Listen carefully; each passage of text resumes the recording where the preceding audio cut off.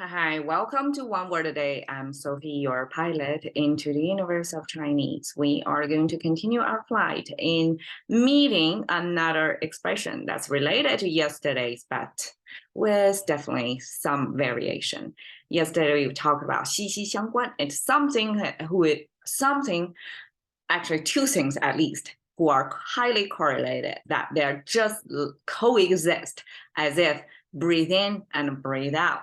One cannot exist without the other. That's how correlated is expressed in Chinese. And today we have this mutually connected again, but instead we plug in how correlated that is, which is positive or negative. And I will give you an example. It's not a stats class, but this is a good from a language point of view, how Chinese express. And because this correlation, 相关, the terminology is 相关, and we often say 正相关 or 负相关. We never say 正负相关, but here it just give you both, and to mean positively correlated or negatively correlated. And that's a translation of a Western, of an English concept. Because Chinese definitely, I mean, we may have a little bit of homegrown mathematics, but statistics, it was some system of thinking that accumulated, perfected. Well, it's still growing. It's not definitely like a fully we know how this works 100%. It keeps developing like a new idea, new thoughts, right? New formulas or modelings, but the basics, the probability theory and all that were started from the West. So this today's expression is a Chinese translation of that. And we already talked about this. 相关 means correlation, means at least the two things, two objects or two data sets, right? X and Y, they are mutually. That means these two are mutually, and then 关 is connected. And this comes from the door locking, and this comes from the tree checking, the eyeball checking on the tree. Okay, so if you want to know the details, go to yesterday's episode. Today, we're talking about this two new pairing with this correlation. So 正 and 负. Okay, when we talk about positive and negative, in English, it's, well, I guess it's in the sense of if it's greater than 0 or smaller than 0, right? And that's a mathematical sense. Or positive and negative, like in physics, right? If the electricity is positive or negative. So whenever English is using positive and negative in different contexts, it may mean different kinds of positive and negative. But in Chinese too, we would say a positive number, 正数, negative number, 负数. So still these two words. Or we have positive electricity, that's 正电, and negative electricity, 负电. So this positive and negative is sort of, since it's translated, so it becomes like a constant. We're going to pair it with different number or electricity or feelings. And over here is talking about a relationship correlation. So this can be paired with other elements to apply to different contexts, different types of positive and negative. Okay, so positive, made up of this super blown up view of toes, 3 toes, and this is the sole of the toe, and that foot image with this toes becomes directional. I don't know if you observe your toes, but I feel the hand and the toe, because I cannot put my toe up here to show you. Let's simulate with a hand. So hand, 5 toes and 5 fingers, right? That's the same. But the difference is the hand have the thumb that kind of forms orthogonal or perpendicular direction, so that you are able to hold and fingers can bend, right?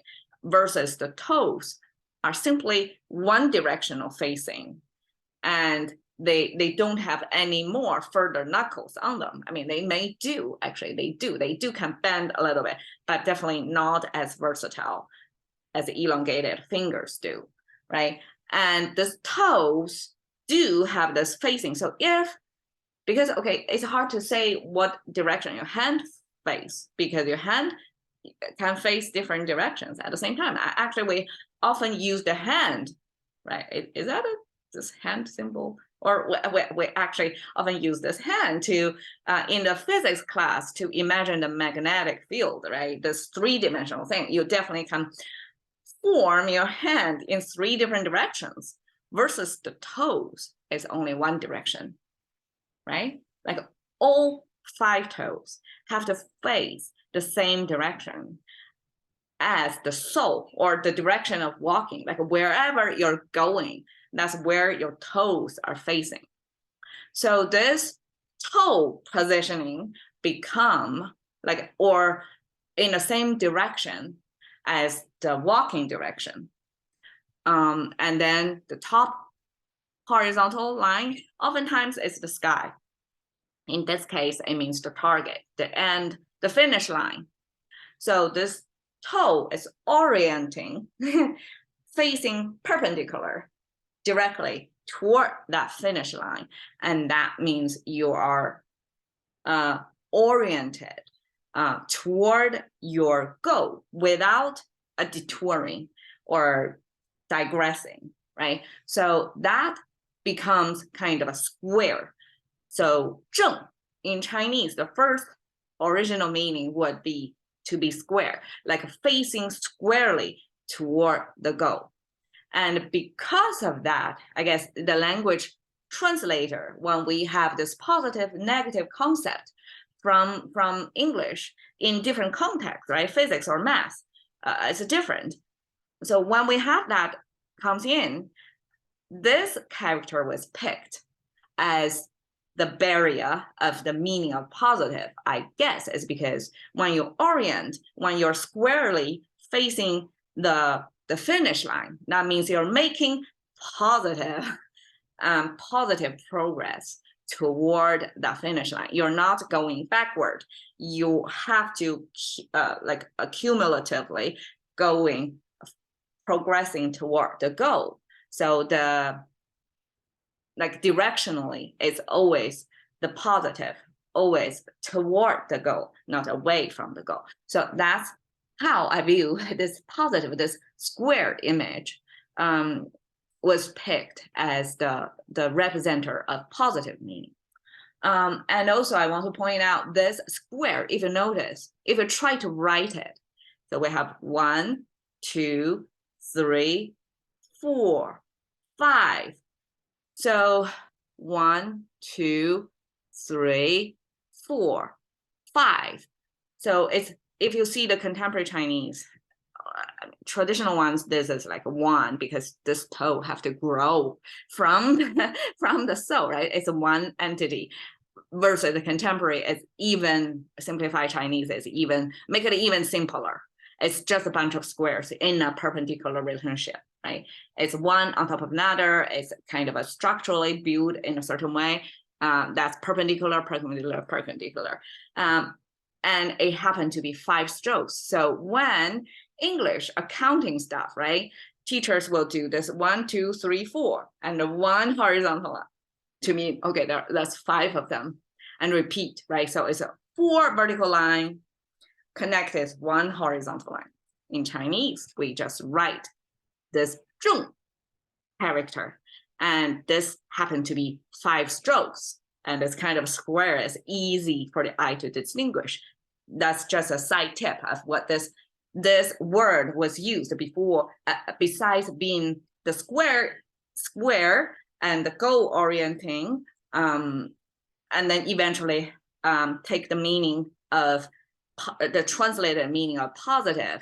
It also is the word to use to express number 5, counting. When we count something, we will write this continuously, 5 strokes. Okay. And fu, we have the side view human figure symbol. So you almost can look at this somebody who is hunching over sideways, and this probably looks more like an arm, and these are kind of half kneeling position with the butt sticking out. So this is side view human figure. And then the bottom is the money sign. It's bait, it's the currency in ancient times. So this is the shell. I mean, this looks like the same, right? It looks like the eyeball, but does look 2D abstraction can actually mean different things. In other characters, this means a cookware. That's kind of a big pot in that cylinder shape. That's a container. But over here, when it has these two tiny little legs below it, it means currency. And here is probably those two horizontal lines. Instead of like depicting an eyeball or the decorative patterns on the cookware, here is the decorative seashell patterns on the surface. So it could be very versatile, even if it's same shape as different origin, it means different thing. And over here, seashell, and these are the soft body from that sea animal. And ancient time, as it was used as currency, eventually it becomes a money symbol, almost like a US dollar sign. That's the, when we see that symbol, we know it's money. And same way here, when we see this symbol, we know it's money. And money with a person, how that becomes negative. That's a mystery. I have to come up with a good story to it, but I can sort of tell as if somebody has currency, have money on them, and that person is kind of holding a currency, holding what do you call it? Cashable things that you can in exchange for other goods. This person, why it's a negative? I don't know. Right now, I cannot come up with a good story of that, except that this is somebody who got wealth in hand, regardless of what quantity, but that's person symbol paired with money with currency symbol. That in itself means this is person who have assets on them, and that make them negative. That may probably a little bit of extension of if they have this currency, right, and if they use that, the currency will be exchanged into somebody else's hand. So in that sense, whatever this person is going to buy, its currency is going to reduce, right? And in that sense, it's a spending.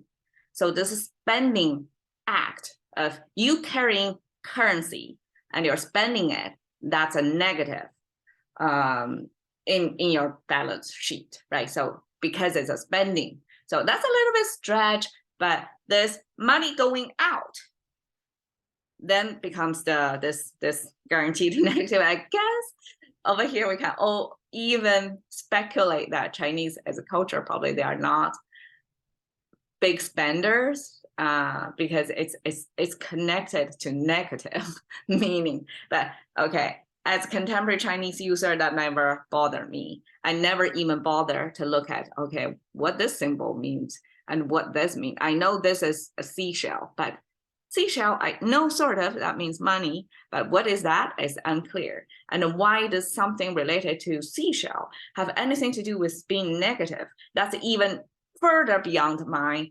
conscious. And so this probably doesn't signify anything or shape the opinion on spending.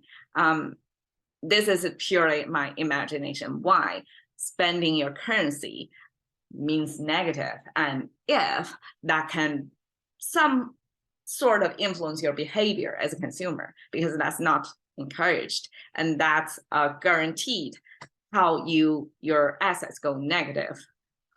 Doesn't mean overspend. It simply means the value of what you're holding are going to diminish the minute you spend. So that's positive, negative, correlated. Okay. The example I pick is positive correlation is height and weight. These are natural attributes. Somebody is at a certain height and at a certain weight.